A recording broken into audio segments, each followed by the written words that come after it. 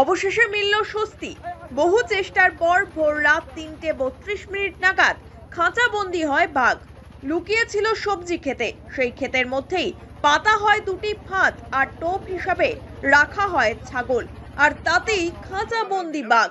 বন দফতর সূত্রে খবর, প্রথমে বাঘের স্বাস্থ্য পরীক্ষা করা হবে, তারপর পরবর্তী সিদ্ধান্ত নেওয়া হবে।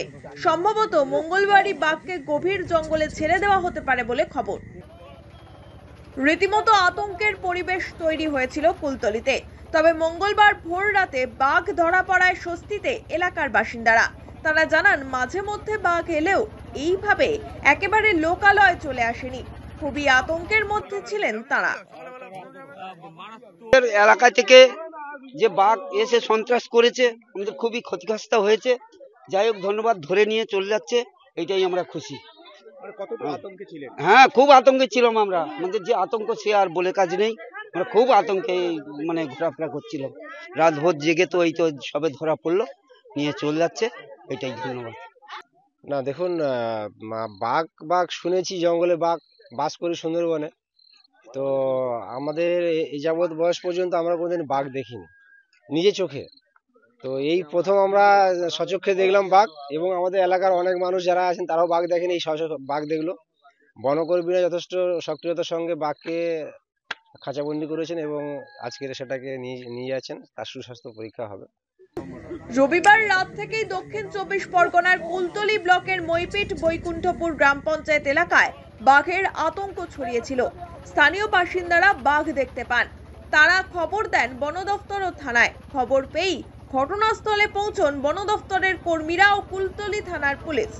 বাঘটি যাতে কোনোভাবে রাতের অন্ধকারে গ্রামে প্রবেশ করতে না পারে তা নিশ্চিত করতে নগেরাবাদ ৯ নম্বর মুলার জেটি ঘাটের কাছে গ্রামের দিক বরাবর নাইলনের জাল লাগিয়েও দেওয়া হয়েছিল। রাতে গ্রামে বাঘ না প্রবেশ করলেও সকালে খবর মেলে নাইলনের জালের আশেপাশেই রয়েছে বাঘ। সেই মতো বাঘকে বন্দী করার পরিকল্পনা করা হয়। স্থানীয় টাইগার টিমের সদস্যরা বাঘকে বন্দী করতে গিয়েছিলেন। স্থানীয় সূত্রে খবর, সেই সময়ই টাইগার টিমের এক সদস্য গণেশ শ্যামলের উপর বাঘটি হামলা চালায়, কামড়ে ধরে তার ঘাড়। সহকর্মীকে বাঁচাতে দলের বাকি সদস্যরা লাঠি দিয়ে বাঘটিকে আঘাত করেন।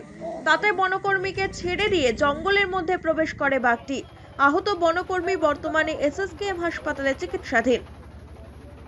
বাঘটা 3:30 নাগাদ ধরা পড়েছে। এখন প্রিলিমিনারি চেকআপটা হবে। চেকআপটা করার পরে যে আমরা দেখি, ডক্টর বলবেন কি না কমপ্লিটলি ফিট আছে টু রিলিজ, তারপরে আমরা এটাকে as per instructions of senior officer আমরা বাঘটাকে রিলিজ করব। দাদা এবিপিটা উঁচু করে দাও। ডিসাইড করে বাঘটা বয়স কত আছে? এবং মোটামুটি 10 বছরের মতো আছে, পূর্ণ বয়স্ক রয়েছে, মেল আছে। রবিবার বিকেলে স্থানীয় বাসিন্দা রাজকুমার সাপুই নামে এক যুবক জেটি ঘাটের কাছে বসেছিলেন। সেই সময় শ্মশান ঘাটের কাছে একটি বাঘকে ঘোরাঘুরি করতে দেখেছিলেন তিনি। গ্রামে ফিরে সে কথা জানাতেই এলাকায় আতঙ্ক ছড়িয়ে পড়ে। এরপরে গ্রামের লোকজন গ্রাম লাগোয়া জঙ্গলের দিকে যান লাঠি সোঁটা নিয়ে। সেখানেও তারা বাঘের পায়ের ছাপ দেখেন। তারপরই খবর দেওয়া হয়েছিল বন দফতরে। এরপর থেকে বাঘটিকে বাগে আনার চেষ্টা করেন বন দপ্তরের কর্মীরা। অবশেষে মঙ্গলবার মাঝরাতে অর্থাৎ ভোর রাত ৩:৩২ নাগাদ খাঁচাবন্দি হয় বাঘটি। বাঘের স্বাস্থ্য পরীক্ষা করা হবে, তারপর পরবর্তী সিদ্ধান্ত নেওয়া হবে বলে জানান বন দপ্তরের আধিকারিকরা। Bureau report, one India Bangla.